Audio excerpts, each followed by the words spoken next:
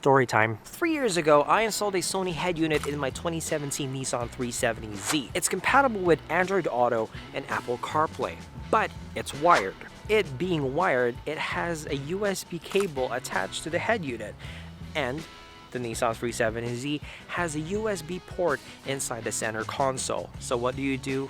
You put them together, right? Well, I did that, okay? Now I plug in my phone, Android Auto's not working. Little did I know that the USB port is only applicable for MP3 players. So it's rendered useless. To fix that issue, I removed the OEM USB port and now it just has a hole there now where my cables can go through so that it's connected to the head unit. Now that I updated my head unit to this Tesla style screen, it's still plagued with that problem. Regardless that this head unit is Apple CarPlay and Android Auto wireless compatible, I prefer it being wired in so it's stable, and I don't know, it just looks prettier when it's wired in for Android Auto. It just looks crisp. Great, sure, we can leave it like that.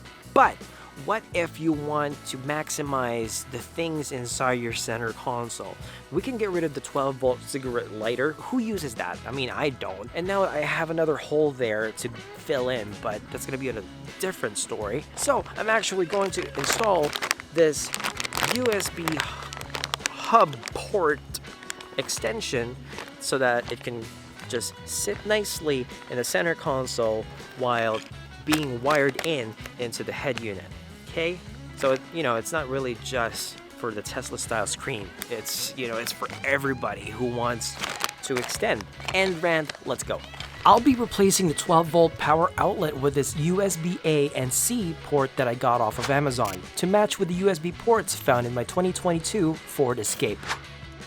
I spent an hour fiddling with this off screen to see if I can remove it without removing the panels. I said screw it, so we're going with this approach. I recommend to disconnect the negative terminal of the battery since we're touching an electrical component on this one. Move your seats aside to access these two screws on each side of the center console.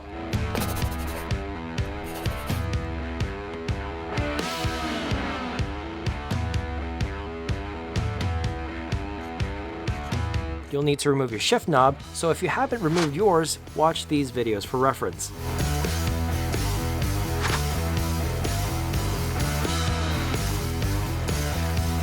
Take out these knee pads off the center console to access two screws on the front.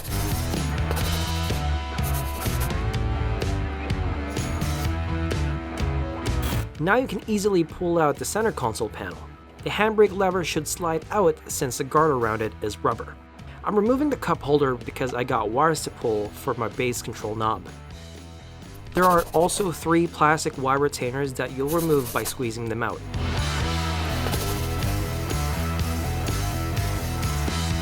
To remove the OEM 12-volt power outlet harness, unclip the sides and then pull the connector.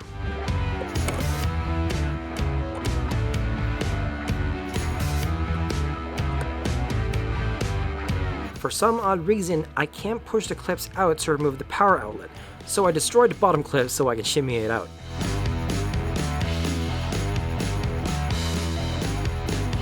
Look, it doesn't compress when I put pressure on the clips. I don't know why. This kit is supplied with a cover and a plastic lock nut to make sure that it's in place. Everything is pretty much straightforward from here.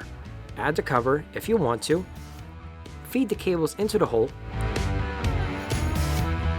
move it around to make sure the orientation is right, lock the USB ports with the plastic nut, and connect the USB cables to the head unit.